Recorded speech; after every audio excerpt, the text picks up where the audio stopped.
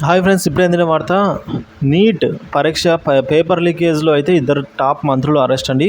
ఆ వివరాలు ఇప్పుడు తెలుసుకుందాము.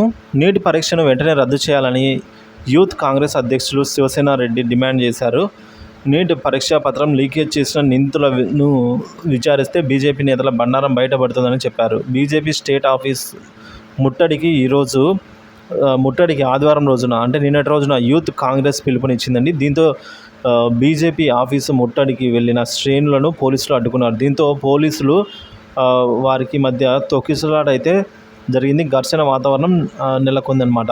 బీజేపీ ప్రభుత్వం విద్యార్థులకు తీరని అన్యాయం చేసిందని మండిపడ్డారు. కేంద్ర ప్రభుత్వానికి వ్యతిరేకంగా నినాదాలు చేశారు. అనంతరం శివసేన రెడ్డి మీడియాతో మాట్లాడుతూ నీట్ లీకేజీలో 14 మంది కేంద్ర మంత్రుల ప్రమేయం ఉందని అయితే సంచలన ఆరోపణలు చేశారు.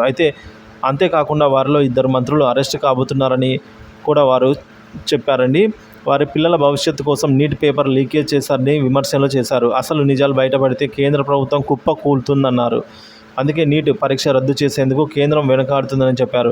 నీట్ పేపర్ లీకేజీ నైతిక బాధ్యత వహించి కేంద్ర విద్యాశాఖ మంత్రి రాజీనామా చేయాలని డిమాండ్ చేశారు.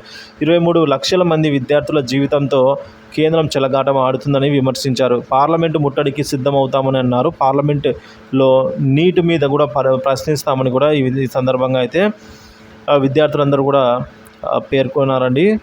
యూత్ కాంగ్రెస్ అధ్యక్షుడు శివసేన రెడ్డి అయితే ఈ మేరకు డిమాండ్ చేశారు ఫ్రెండ్స్.